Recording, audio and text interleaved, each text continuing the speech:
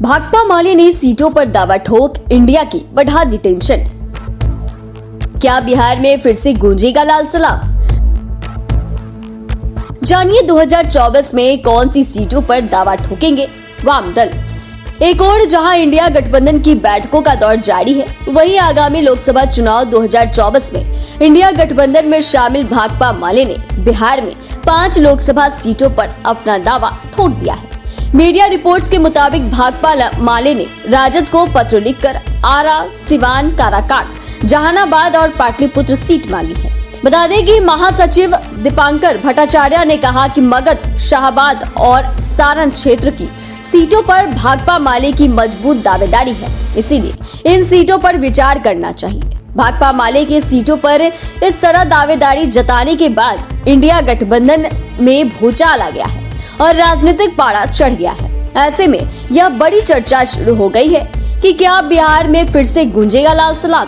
भाकपा माले के अलावा भाकपा और माकपा की चुनौती तैयारी कितनी और कौन कौन सी सीटों पर है, आइए समझते हैं विस्तार से। बिहार में मुख्य रूप से भाकपा माले, भाकपा और माकपा चुनाव मैदान में उतरती रही है। इंडिया के घटक दलों के बीच सहमति बनी तो समझौते में मिले सीटों पर तीनों वाम दलों का सीधा मुकाबला भाजपा से होने वाला है। इस चुनावी जंग में भाजपा को परास्त करने में वाम दल सफल रहे तो 25 साल बाद बिहार से लाल सलाम की आवाज लोकसभा तक गूंज सकेगी। अगले साल 2024 में होने वाले लोकसभा चुनाव में वाम दलों की भी बिहार से लोकसभा तक पहुंचने की उम्मीद जग सकती है।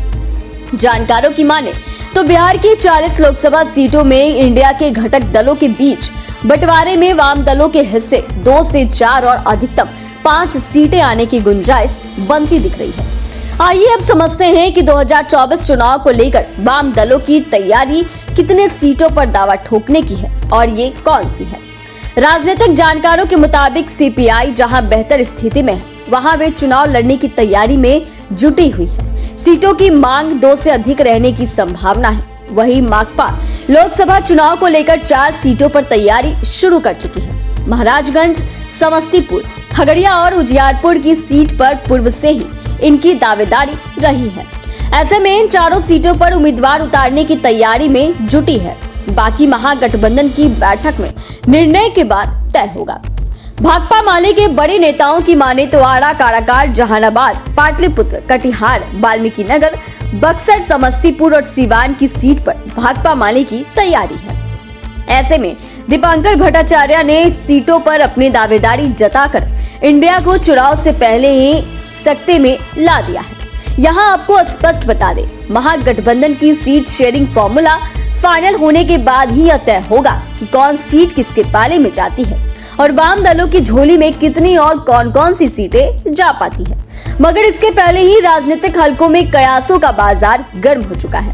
आपको बता दें कि बिहार विधानसभा में वाम दलों के 16 विधायक चुनाव जीतकर सदन पहुंचे हैं। इनमें सबसे अधिक भाकपा माले के 12 विधायक हैं। माकपा और भाकपा के 2-2 विधायक हैं। दोनों वाम दल सीएम नीतीश कुमार की महागठबंधन सरकार को बाहर से अपना समर्थन दे रहे हैं। पिछली दफा 2019 के लोकसभा चुनाव में बिहार से वाम दलों की ओर से आधा दर्जन से अधिक उम्मीदवार चुनाव मैदान में उतर गए थे, लेकिन प्रदेश में एनडीए की हवा में उन्हें जीत हासिल नहीं हो सकी। इस चुनाव में वाम दलों ने 7 सीटों पर अपने उम्मीदवारों को उतारा था। इनमें से 2 जगहों पर वे मुख्य मुकाबले में रहे। बेगूसराय की सीट पर सीपीआई ने कन्हैया को मैदान में उतारा था। त्रिकोणात्मक मुकाबले में कन्हैया 2,69,000 से अधिक वोट लाकर दूसरे स्थान पर रहे थे। जीत का सेहरा भाजपा के गिरिराज सिंह के सिर सजा। गिरिराज सिंह को 6 लाख से अधिक वोट मिले। इसी प्रकार भाकपा माले आरा लोकसभा सीट पर दूसरे नंबर पर रही, जहां भाजपा के पूर्व नौकरशाह आरके सिंह का दाव लगाया था। उनके मुकाबले भाकपा माले ने राजू यादव को अपना उम्मीदवार बनाया। आमने सामने की टक्कर में राजू यादव को 4,19,000 से अधिक वोट मिले, जबकि जीतने वाले भाजपा के आरके को 5,66,000 से अधिक वोट प्राप्त हुए। आपको यहाँ बता दें कि 2019 के लोकसभा चुनाव में बिहार की 40 सीटों में वाम दलों का खाता नहीं खुल पाया। हालांकि बड़ी पार्टी राजद भी 0 पर आउट हो गई।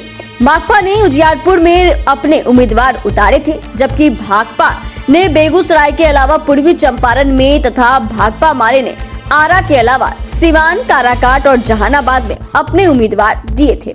बहरहाल अगला लोकसभा चुनाव होने से कुछ वक्त अभी बाकी है, लेकिन अभी से ही वाम दलों के सीटों पर दावों ने आरजेडी और जदयू के कान खड़े कर दिए हैं। वाम दल अपने पुराने जीत के इतिहास को 2024 में फिर से कायम करती है या नहीं, और उनके सीट दावेदारी पर महागठबंधन में क्या फैसला होता है यह देखना दिलचस्प होगा।